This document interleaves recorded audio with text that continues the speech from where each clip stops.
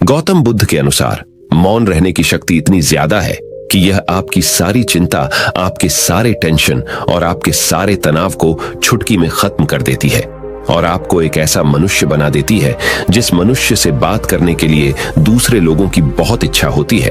एक बार गौतम बुद्ध अपने आश्रम में अपने सभी शिष्यों को शिक्षा दे रहे थे कि दुनिया की सबसे तेज छुरी हमारी जबान है और दुनिया के सबसे खतरनाक हथियार हमारे शब्द है, जो बिना किसी का खून बहाए लोगों को अंदर ही अंदर मार सकते हैं।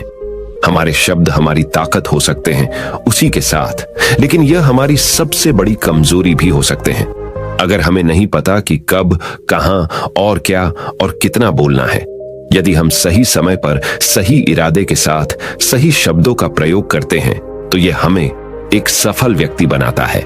लेकिन अगर हम सही समय पर सही इरादे से सही शब्दों का इस्तेमाल नहीं करते तो यह हमारे जीवन को नर्क से बदतर बना सकता है।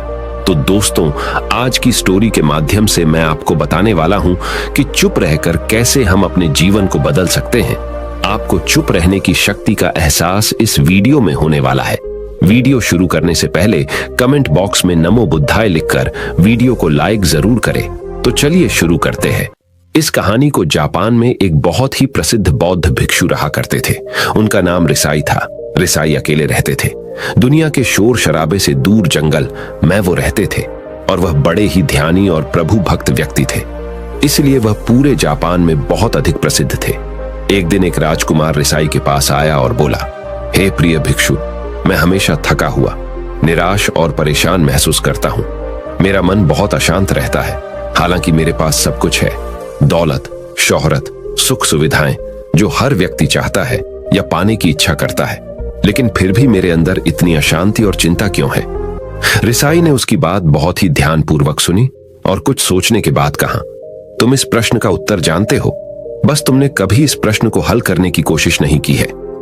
रिसाई ने आगे कहा, मैं एक रिसर्च करना चाहता हूं, क्या तुम मेरा साथ उसमें दोगे? इस रिसर्च के बाद तुम्हारे जीवन में किसी भी तरह की अशांति और चिंता नहीं रहेगी। ये बातें सुनकर राजकुमार बहुत हैरान था। उसने रिसाई से कहा, बताइए, मुझे क्या करना होगा? अपने मन की शांति के लिए मैं कुछ भी करने को तैयार हूं। राजकुमार की इन्हीं बातों को सुनकर भिक्षु ने कहा, तो फिर आप अगले 15 दिन के लिए मेरे आश्रम में रहोगे और एक सामान्य व्यक्ति की तरह अपना जीवन व्यतीत करोगे और इन 15 दिनों में तुम अकेले और चुपचाप रहोगे, जितना हो सके कम बोलोगे। राजकुमार उस भिक्षु की बातें सुनकर सहमत हो गया। पहले दिन राजकुमार को लगा कि उसका मन सामान्य से अधिक अशांत और विचलित है। उसके मन में तरह तरह के विचार आ रहे हैं थे और वह आम लोगों की तरह जीवन जीने में असहज महसूस कर रहा है। उसे अंदर से बोलने की इच्छा हो रही थी, लेकिन वह चुपचाप रहा। उसके मुंह से एक भी शब्द नहीं निकला, बस वह चुपचाप बैठा रहता। लेकिन रात होते होते उसे अंदर ही अंदर शांति का अनुभव होने लगा। उसके लिए यह अनुभव अजीब था। वह खुद से पूछ रहा था कि वह अंदर ही अंदर इतना खुश क्यों है और उसकी आंतरिक बेचैनी और चिंता कम क्यों होने लगी है। अगले दिन राजकुमार अकेला चुपचाप बैठा रहा और वह प्रकृति को निहार रहा। वह पौधों को, फूलों को, आकाश में उड़ रहे पक्षियों को, वह अपने जीवन में पहली बार यह अद्भुत दृश्य महसूस कर रहा था कि उसके पास कितनी सुंदरता है। वह दिन भर प्रकृति की सुंदरता को निहारता रहता और उसकी ताजगी को महसूस करता रहता।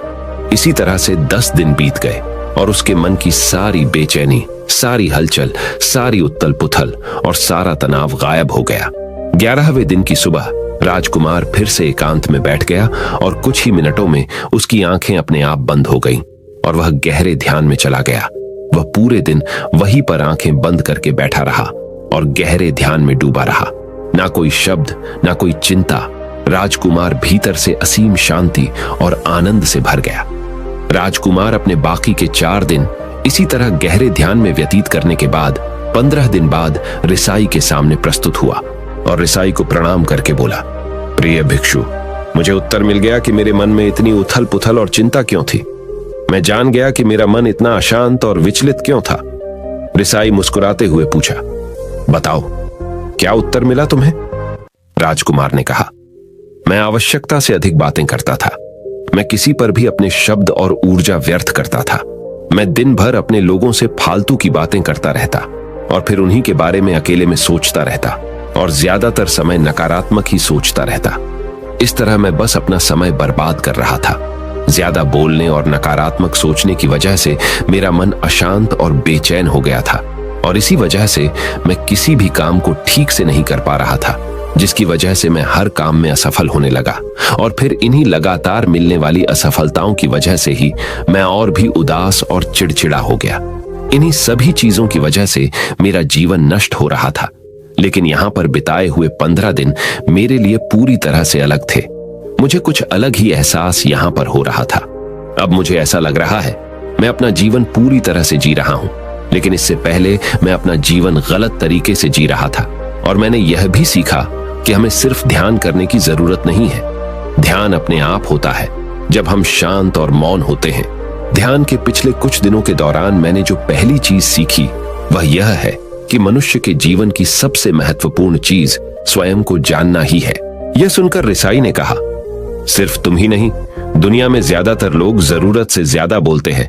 आज भी लोग ज्यादातर समय केवल एक दूसरे को नीचा दिखाने के लिए ही बोलते हैं। कुछ लोग ना चाहते हुए भी बातें करते हैं और अपना जीवन बर्बाद कर लेते हैं। रिसाई ने राजकुमार को चुप रहने का महत्व समझाते हुए कहा। एक बार गौतम बुद्ध से उनके शिष्यों ने पूछा, प्रिय बुद्ध, आप ज्यादातर समय चुप क्यों रहते हैं? बुद्ध ने कहा, क्योंकि चुप रहने से व्यक्ति अंदर से अनंत शांति की गहराइयों में होता है।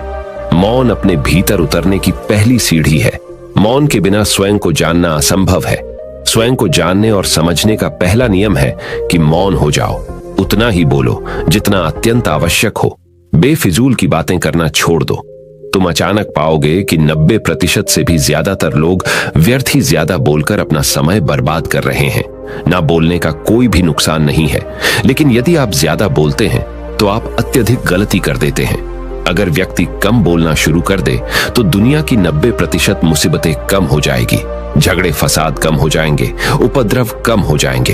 अगर लोग थोड़ा चुप रहना सीख लिए, संसार की बहुत सारी समस्याएं हैं, बहुत सारा उपद्रव सिर्फ बोलने से पैदा होते हैं। सारी बात मौन सीखने की है। जब तुम नहीं बोलते तब तुम एकांत में अकेले हो गए। भरे बाजार में भीड़ में खड़े हो नहीं बोलते। हिमालय के शिखर में पहुंच गए। जिसने मौन की कला जान ली वो भीड़ में भी अकेले होने की कला जान लेता है। एकांत में तो आदमी स्वर्ग में है। दूसरे की उपस्थिति ही बेचैनी पैदा करती है। पहले तुम्हें चुप रहने की शक्ति को धारण करना होगा। इससे तुम अधिकतर ऊर्जा को बचा लोगे और फिर इस स्थिति में पहुंच जाओगे कि तुम कम बोलने लगोगे। अगर तुम किसी के यहां पर जा रहे हो और परेशान हो जाओ तो ऐसे में उचित है कि आंखें बंद कर लो और अपने में खो जाओ। वहां से आपको ताजगी महसूस होगी, क्योंकि तुम्हारे अंदर ही जीवन का वो स्रोत छिपा हुआ है। वह किसी दूसरे में नहीं है। इसके बाद राजकुमार उस रिसाई से पूछते हैं, आखिर कौन हमें अपने अंदर तक लेकर जाएगा? ये बातें सुनकर रिसाई बुद्ध कहते हैं, तुम्हें स्वयं ही अपने अंदर उतरना होगा और वहीं से परम राज्य जीवन का आनंद ले पाओगे। आनंद का यहीं से जन्म हुआ है। यहीं से तुम मौत में डूब जाओगे। यही तुम्हारा सूरज उदय होगा और यहीं से अस्त होगा। इसी प्रकार तुम बार बार इबकी लगाओ। जब भी तुम इबकी लगाकर लौटोगे वहां से तुम पाओगे फिर ताजगी भरी जीवन की नई संपदा मिलेगी। इस नई शक्ति के जन्म होने से तुम्हारी थकान गई, उदासी गई, चिंता गई। जैसे कोई स्नान करके लौटता है तो शरीर शीतल हो जाता है, शांत हो जाता है।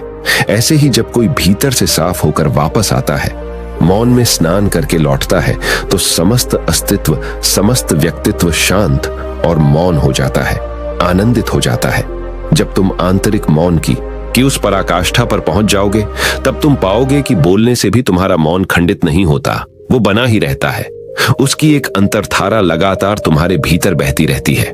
तुम बोलते तो हो, तुम शब्द का उपयोग भी करते हो, लेकिन वो तुम्हारे मौन को खंडित नहीं कर पाती। एक बार गहरे मौन में स्थिर हो जाओ, फिर तुम्हारी वाणी में भी मिठास आ जाएगी। तुम्हारा बोलना संगीत पूर्ण होगा, तुम्हारा बोलना सत्य होगा। तुम बोलोगे तो दूसरों पर भी शीतलता छा जाएगी। जैसे ही तुम अंदर से चुप होते हो, तुम इतने शक्तिशाली होने लगते हो कि समाज की निर्भरता तुम छोड़ने लगते हो और तुम्हारे जीवन में एक मस्ती आती है जो केवल दीवानों के जीवन में होती है। तुम्हारे चेहरे पर एक नई रौनक आ जाती है।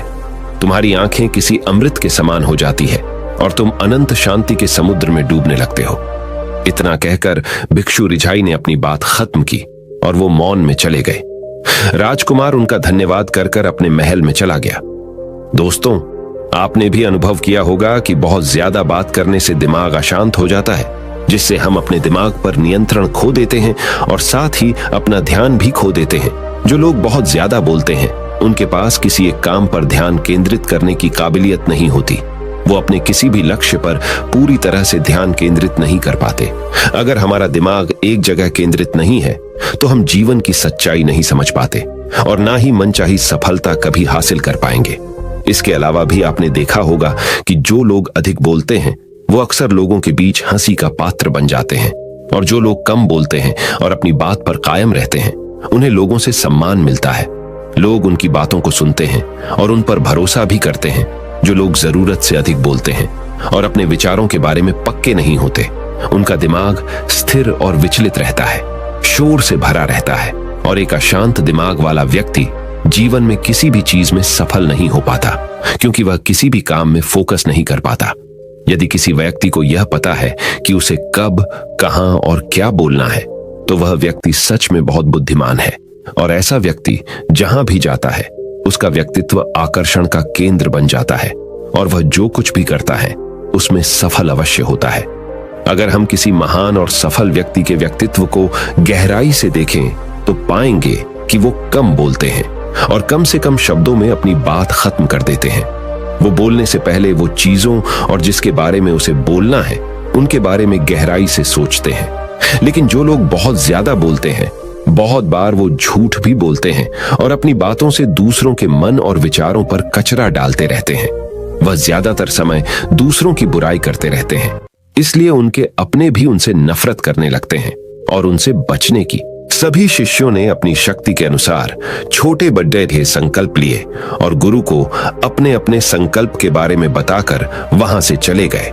लेकिन वह शिष्य जो खुद को सबसे अलग और बड़ाधा दिखाना चाहता था, वह सीधे गुरु की कुटिया में पहुंच गया और बोला, मैं कोई छोटा मोटा संकल्प नहीं लेना चाहता, बल्कि खुद की ही जैसे एक बड़ेढ़ा और महान संकल्प लेना चाहता हूं।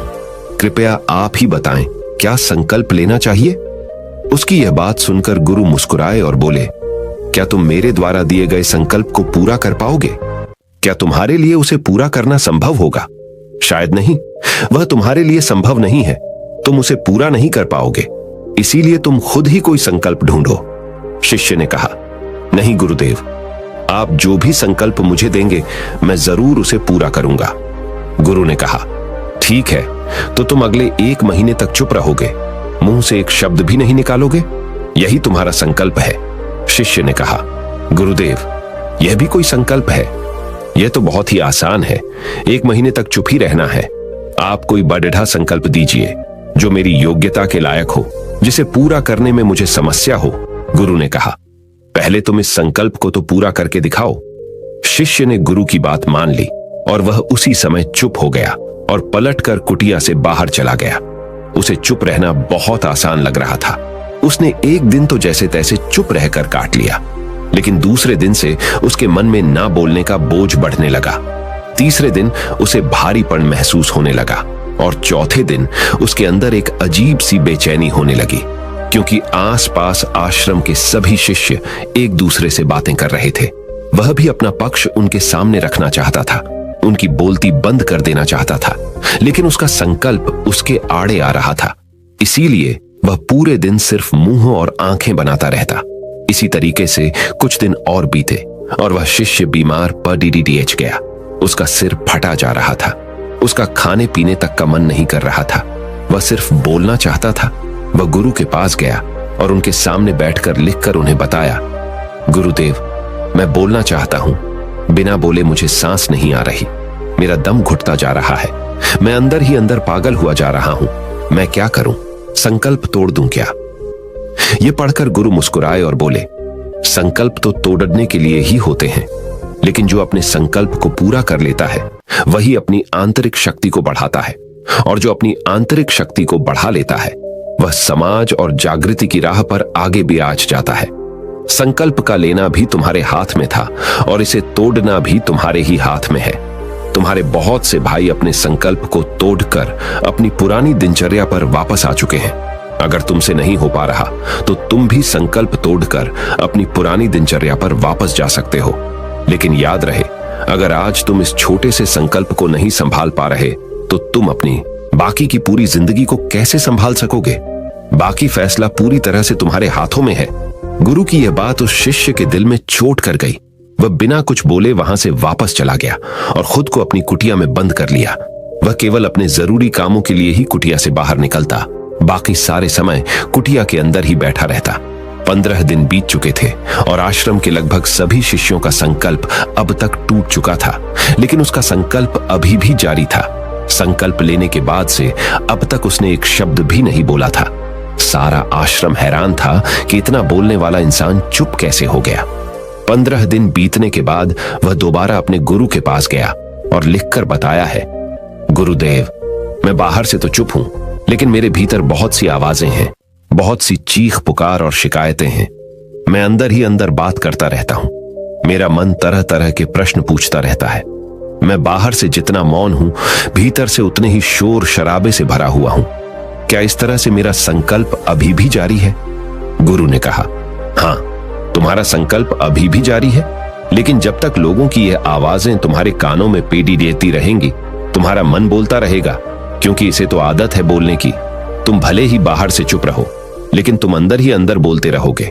तुम्हें इन बातों से, इन आवाजों से दूर जाना पड़ी रहेगा। शिष्य गुरु को प्रणाम कर वहां से चला जाता है और सुबह होते ही अपनी कुटिया छोड़कर जंगल की तरफ चला जाता है। कई दिन बीत जाते हैं, संकल्प का समय भी पूरा हो जाता है, लेकिन शिष्य लौट कर नहीं आया।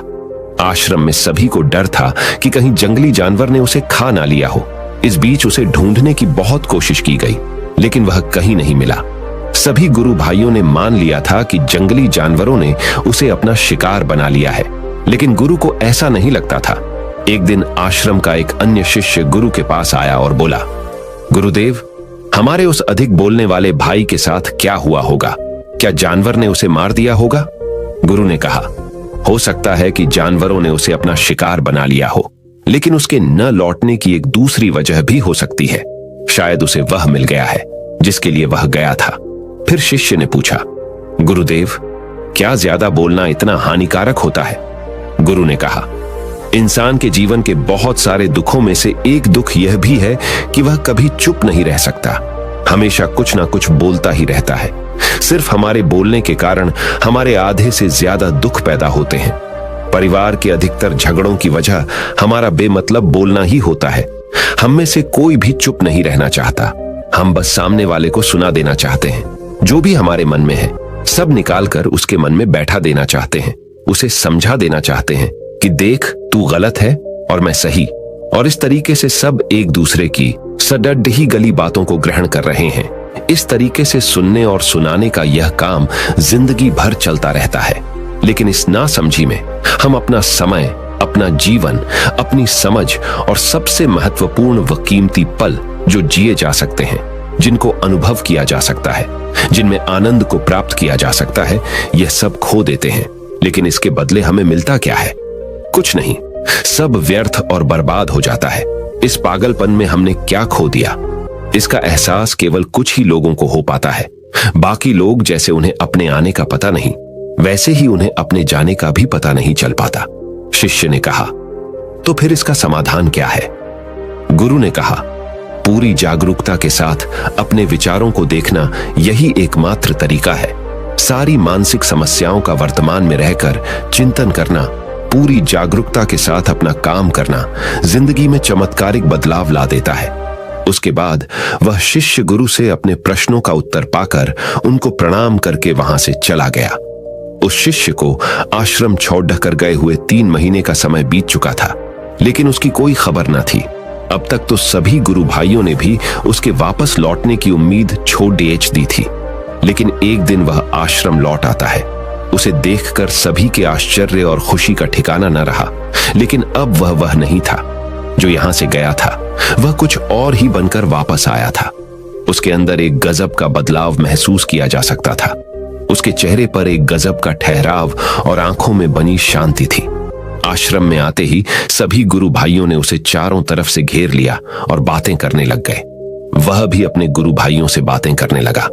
उससे बात करने वाले सभी ने यह अनुभव किया कि अब वह पहले जैसा उतावला और बातूनी नहीं रह गया था। उसके मुंह से एक एक शब्द बहुत ही सुलझे हुए और मधुरता के साथ निकल रहे थे। थोड़ी देर तक गुरु भाइयों से बात करने के बाद वह सीधा गुरु की तरफ चला गया। उसने गुरु के चरण छुए और कहा, गुरुदेव, क्या मैं अब भी मौन हूं? क्या अब भी मेरा संकल्प जारी है? गुरु ने कुछ देर तक शिष्य की आंखों में बड्ढे ध्यान से देखा और कहा, हां, तुम अब भी मौन हो। तुम्हारे मुंह से एक भी शब्द निकल नहीं रहा और तुम्हारा संकल्प अभी भी जारी है। शिष्य ने कहा, गुरुदेव, जब मैं आश्रम से गया तो मैं मुंह से तो चुप था, लेकिन मेरे अंदर बहुत सी आवाजें थीं, मन में बहुत से प्रश्न थे और वह बंद नहीं हो रहे थे।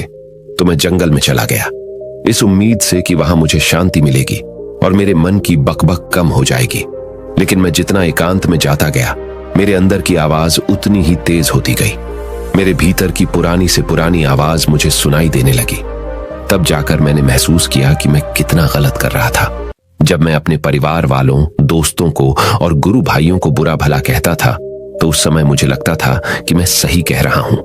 जब मैं गुरु भाइयों की एक दूसरे से चुगली करता था और उनका मजाक बनाता, तब भी मुझे यही लगता था कि मैं उनसे बेहतर हूं और मैं सही कर रहा हूं। लेकिन उस दिन मैंने पहली बार महसूस किया कि मैं कितना गलत बोलता था।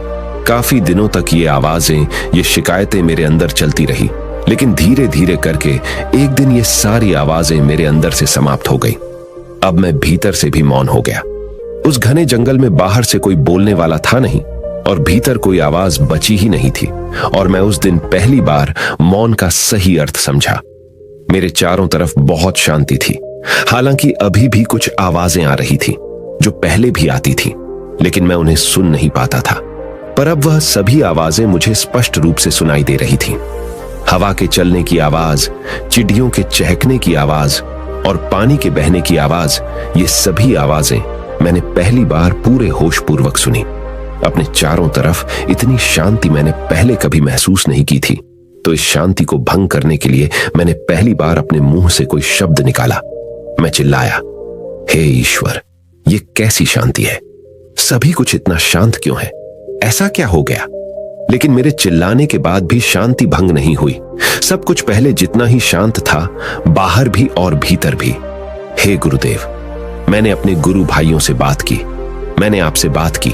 मैं बोल रहा हूं, मैं चल रहा हूं, मैं सब कुछ देख रहा हूं, लेकिन मैं अपने भीतर एकदम एकांत में हूं, मौन में हूं। भीड़ डेच में होता हूं, तब भी भीतर से अकेला एकांत में होता हूं। जब मैं खुद में भी शोर करना चाहता हूं, तब भी एकांत में ही होता हूं। अब सब दिखाई पड़ी डाहने लगा है, सब सुनाई पड़ी डाहने लगा है। गुरु ने कहा, जब तक हम बाहर की तरफ बोलते रहेंगे, भीतर अशांति ही रहेगी। लेकिन जिस दिन हम भीतर की तरफ मुड्डाह जाएंगे, तब हमारे मुंह से कुछ भी निकलेगा, हम शांत ही रहेंगे। दुनिया में जितनी भी बुराइयां हैं, ज्यादातर हमारे बोलने से ही उत्पन्न होती है, क्योंकि हम चुप रहना नहीं चाहते। हम जितनी जरूरत है उससे कहीं ज्यादा बोलते हैं। हम सामने वाले को सुनना नहीं चाहते, बल्कि उसकी बोलती बंद कर देना चाहते हैं। उसे समझा देना चाहते हैं कि मैं कौन हूं, मैं क्या कर सकता हूं। और यही हमारी जिंदगी का मकसद बनकर रह जाता है।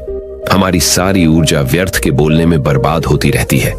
ऐसे ही समाज में लोगों का जीवन दुखों से भर जाता है, जो हमेशा एक दूसरे को सुनाने में लगे रहते हैं। कभी एक दूसरे को सुनना नहीं चाहते, समझना नहीं चाहते, और चुप रहना तो उन्होंने कभी सीखा ही नहीं, क्योंकि चुप रहना उन्हें छोटा महसूस करवाता है। दुनिया की सभी लड़ाइयों का कारण हमारा बोलना ही है। इसलिए हमें सिर्फ उतना ही बोलना चाहिए जितना जरूरी हो, क्योंकि व्यर्थ का बोलना ऊर्जा को नष्ट करना है। और यह बोलना ही हमें कभी अपने भीतर की ओर लौटने नहीं देता, क्योंकि यह हमें बाहर की ओर खींच कर रखता है। और बाहर है ही क्या इस संसार के अलावा। लेकिन अगर अपने भीतर के संसार की ओर मोड़ना है, तो इस मुंह को बंद ही रखना चाहिए। इसीलिए जितने भी बुद्ध हुए, आत्मज्ञानी हुए, वह सभी एकांत की ओर भागे, ताकि उन्हें ज्यादा न बोलना पड़ी डेहे, ज्यादा सुनना न पड़ी डीहे। वह एकांत में रहे और शांत रहे, इसीलिए आसानी से भीतर की यात्रा कर पाए। लेकिन अगर कोई चाहे तो इस संसार में रहकर भी एकांत में रह सकता है, शांत रह सकता है। लेकिन इसके लिए उन्हें अपनी ऊर्जा बचानी होगी, जिसे वह अब तक अपने व्यर्थ के शब्दों में बर्बाद कर रहे थे। दोस्तों, इस कहानी की सीख यही है कि व्यर्थ का बोलना ऊर्जा को नष्ट करना है। ज्यादा और व्यर्थ बोलना ही हमें अपने भीतर की ओर लौटने नहीं देता, क्योंकि यह हमें बाहर की ओर झुकाए रखता है। और जिन्हें भीतर की यात्रा करनी है उन्हें अपने मुंह को बंद ही रखना चाहिए। मुझे उम्मीद है कि आपको यह कहानी पसंद आई होगी और काफी कुछ सीखने को मिला होगा। कहानी के बारे में अपने विचार आप हमें नीचे कमेंट बॉक्स में कमेंट करके बता सकते हैं। नमो बुद्धाय।